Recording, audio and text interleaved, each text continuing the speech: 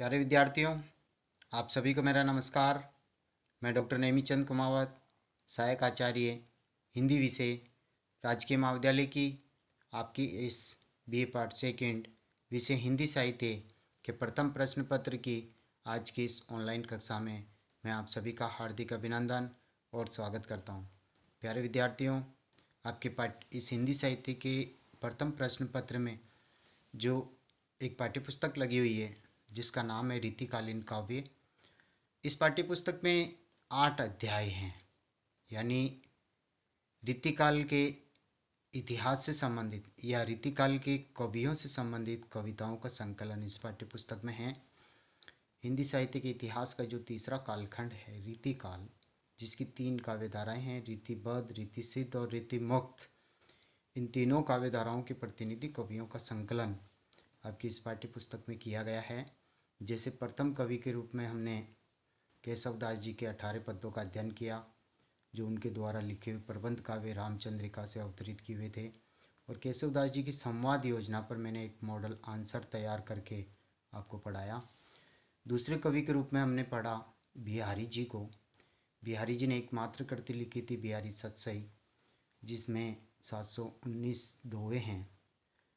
उनमें से 45 दोहे आपके इस पाठ्यपुस्तक में थे, जिनका हमने पिछली ऑनलाइन कक्षाओं में विस्तार से अध्ययन किया है। और बिहारी जी के ऊपर एक मॉडल आंसर भी मैंने आपको तैयार करके आपको पढ़ाया। भक्ति, नीति और श्रृंगार की त्रिवेणी जैसे बिहारी सतसई को कहा जाता है, या बिहारी की काव्यगत विशेषताएं भाव पक्ष और कला पक्ष पर केंद्रित ये प्रश्न था। एक मॉडल आंसर मैंने आपको पढ़ाया। तीसरे कवि के रूप में हमने पढ़ा है गणानंद कवि को, जिनके 20 दोहे यहाँ संकलित हैं आपकी पाठ्यपुस्तक में। उनका विस्तार से अध्ययन किया, उनकी विषय वस्तु पर हमने चर्चा की। और गणानंद के काव्य में जो रीतिमुक्त काव्य की जो विशेषताएं दृष्टिगत होती है, उनके ऊपर मैंने एक मॉडल आंसर तैयार करते हुए आपको पढ़ाया। और इन्हीं के नोट्स जो है PDF बना करके आपके व्हाट्सएप ग्रुप पे शेयर किए। साथ ही जो चौथा अध्याय है देवदत्त कवि, उनके 20 पदों का हमने अध्ययन पिछली ऑनलाइन कक्षाओं में किया। और हाल ही की जो 3-4 ऑनलाइन कक्षाएं हुई थी, जिससे हमने सेनापति कवि को आरंभ किया था, तो हम लगातार अभी 3-4 ऑनलाइन कक्षाओं से हम सेनापति कवि के इन कवि पदों को हम पढ़ते आ रहे हैं। आज हम पढ़ेंगे ऋतु वर्णन से संबंधित इन 2 पदों को। तो पिछली ऑनलाइन कक्षा में हमने पढ़ा है राम वंदना से जुड़े हुए पद और श्रृंगार वर्णन से जुड़े हुए पदों का अध्ययन किया था। तो आइए हम आरंभ करते हैं ऋतु वर्णन से संबंधित इस पद का। बरन बरन तरु फूले उपवन बन, यानी बरन बरन यानी रंग रंग के, रंग बिरंगे, तरु यानी वृक्ष, पेड़, फूले यानी खिल रहे हैं, उपवन बन यानी वन प्रदेशों में, उपवन में, बाग बगीचों में एक तरह से वसंत ऋतु का आगमन हो गया है। मैंने पिछले वीडियोज में भी ये बताया था आपको कि जो है इन रीतिकालीन कवियों ने कला पक्ष को संवारा है और इन्होंने अपनी कलाकारियाँ दिखाई है, पांडित्य प्रदर्शन किया है। तो इस पूरे पद को पढ़ने से कहीं भी ये अर्थ नहीं निकल रहा है कि कवि किसका वर्णन कर रहे हैं। हालांकि शीर्षक है ऋतु वर्णन, जैसे बरन बरन तरु फूले बन उपवन बन, सोई चतुरंग संग दल लहियत है। अब सेकंड पंक्ति से ऐसे लगता है कि चतुरंगिनी सेना सजी हुई है, जैसे कोई युद्ध का वातावरण बन रहा हो। बंदी जिमी बोलत बीरत बीर कोकिल हैं, यानी किसी की वीरता का यशगान किया जा रहा है। तो अंतिम पंक्ति, अंतिम जो चरण है, उसी से पता चलता है कि इस पूरे पद में किस विषय वस्तु का वर्णन है। देखिए, शोभा को समाज सेनापति सुख साज आज आवत बसंत ऋतुराज कहियत है, यानी प्रकृति में वसंत ऋतु रूपी राजा का आगमन हुआ है। तो कवि ने यहाँ पर वसंत के आगमन पर उसके रूप सौंदर्य को चित्रित करते हुए वसंत ऋतु को एक राजा के रूप में यहाँ चित्रित किया है। तो देखिए, हम पढ़ रहे हैं इसको। तो वसंत ऋतु का जब आगमन होता है प्रकृति में, तो रंग बिरंगे फूल जाने अनजाने सभी पेड़ पौधों पर खिल जाते हैं। वन प्रदेश में, बाग बगीचों में, सभी में रंग बिरंगे फूल खिल जाते हैं। प्रकृति का सौंदर्य निखर जाता है, प्रकृति की सुंदरता और अधिक बढ़ जाती है। सोई चतुरंग संग दल लहियत है, यानी रंग बिरंगी सेना को ही कवि ने यहाँ पर वसंत ऋतु रूपी इस राजा की चतुरंगिनी यानी हाथी सेना, गुड़ सेना, पैदल सेना, इस तरह से 4 अंगों वाली सेनाएं बताया है। सोई यानी वही, चतुरंग यानी 4 अंगों वाली, संग दल लय्यत है यानी वसंत ऋतु रूपी राजा के साथ में 4 अंगों की ये सेनाएं सुसज्जित होकर के फूलों के रूप में राजा के साथ आई है। बंदी जिमी बोलत, जिस तरह से राजा का यशोगान किया जाता है राजमहल के बाहर, चारण भाट लोग जो होते हैं यशोगान, वीरता की गाथाओं का गुणगान करते हैं। तो यहाँ प्रकृति में वसंत ऋतु रूपी राजा के आगमन से तोते, कोयल आदि बंदीजन यानी कुटुंबी, सगे संबंधी की भांति कोयल, मोर, पपैये बोल बोल कर के चारों ओर के वातावरण को अत्यधिक गुंजायमान कर देते हैं, अत्यधिक सरस बना देते हैं। तो ऐसा लगता है कि वसंत ऋतु रूपी राजा का ये यशोगान कर रहे हैं, गुणगान कर रहे हैं। गुंजत मधुप गान गुण गहियत हैं, और गुंजत मधुप यानी भ्रमर यानी भोरे भी उन्हीं का गुण ग्रहण करते हुए वो भी वसंत ऋतु रूपी राजा का गुणगान कर रहे हैं, गान गा रहे हैं। आवे आसपास पुहुपन की सुबास सोई, अर्थात आसपास ये खिले हुए रंग बिरंगे पुष्पों की सुगंध चारों ओर के वातावरण को सुवासित कर चुकी है, सुगंधित वातावरण बन चुका है।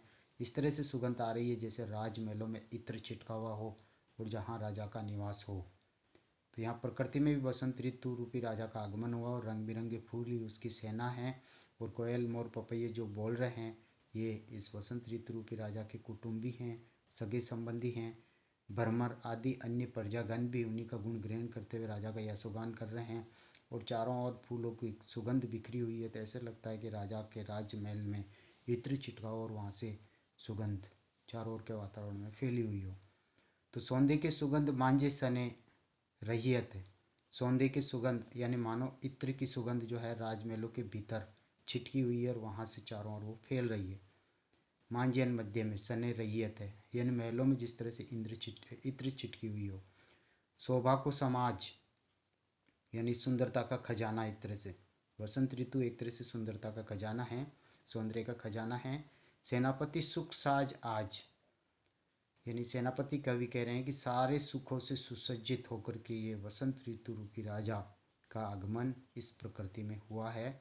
आज आवत वसंत ऋतु राज कहियत है, आज जिस राजा का आगमन हुआ है वो वसंत ऋतु रूपी राजा कहलाते हैं। यानी वसंत ऋतु का प्रकृति में आगमन एक राजा की भांति हुआ है, जिस तरह से राजा महलों से प्रजा के बीच में आते हैं, उसी तरह से इस प्रकृति में भी जो पतझड़ होने के बाद एक बार उजड़ चुकी थी, नई नई कोपलों और उसके उपरांत पुष्पों का खिलना, भौरों का गुंजार करना, कोयल, मोर, पपैयों का बोलना और रंग बिरंगे फूलों का खिल करके चारों ओर के वातावरण का सुवासित हो जाने से लग रहा है कि वसंत ऋतु रूपी राजा का आज प्रकृति में आगमन हुआ है। अगले पद की ओर हम आगे बढ़ रहे हैं। अगला पद शीत ऋतु से संबंधित हैं। इस पद में कवि ने शिशिर ऋतु का वर्णन किया है। पौष महीने में जिस तरह से सर्दी का प्रकोप लगातार बढ़ता जाता है और उससे बचने का सभी उपाय करते हैं, तो उसी का वर्णन यहाँ देखिए। क्योंकि सेनापति को ऋतु वर्णन में सर्वाधिक सफलताएं मिली हैं, तो उसी से संबंधित ये पद हैं। देखिए, शीत को प्रबल सेनापति कोपी चढ़्यो दल, यानी शीत को प्रबल अर्थात सर्दी का प्रकोप प्रबल रूप से बढ़ता जा रहा है।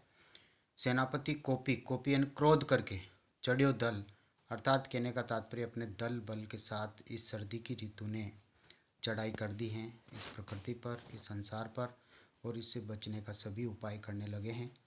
सर्दी ने क्रोध करके संसार पर अपनी चढ़ाई की। निबल अनल, और इसके प्रभाव से जो अग्नि है वो भी निर्बल हो गई है, यानी शिशिर ऋतु के समक्ष अग्नि भी एक तरह से हार मान चुकी हैं। अग्नि अपना कोई प्रभाव नहीं दिखा पाती। गयो सूर्य सियराई के, और एक तरह से सूर्य की किरणें भी इसके ऊपर प्रभावहीन हो रही है, यानी शीत ऋतु में सूर्य भी तेज नहीं चमक पाता। सर्दी के समक्ष उसकी गर्मी भी अपना प्रभाव नहीं डाल पाती, तो सूर्य का प्रकोप भी एक तरह से ठंडा पड़ गया है। तो निबल अनल अर्थात अग्नि भी निर्बल हो गई हैं, इस अत्यधिक सर्दी के सामने। और सूर्य भी एक तरह से ठंडा हो गया है, वह भी दक्षिणायन हो गया। ऐसा लगता है कि सर्दी की ऋतु से डर करके वह भी दक्षिण दिशा की ओर चला गया है। हिम के समीर, और हिम यानी बर्फीली हवाएं, समीर यानी हवा, बर्फीली हवाएं चलती है, बर्फीली हवाओं के झोंके चलते हैं, शीत लहर चलती है। तेई वर्ष से विषम तीर, और जब शीत लहर चलती है तो इस शीत लहर के चलने से मनुष्य के शरीर पर इस तरह से शीत लहर के थपेड़े पड़ते हैं जैसे मानो कोई विषैले तीर बरसा रहा हो, यानी अत्यधिक ठंड लगती है शीत लहर चलने पर। रही है गर्म भौन कानन में जाई के, और जो गर्म हवा थी वह मानो घर के किसी कोने में जाकर के छिप सी गई हो।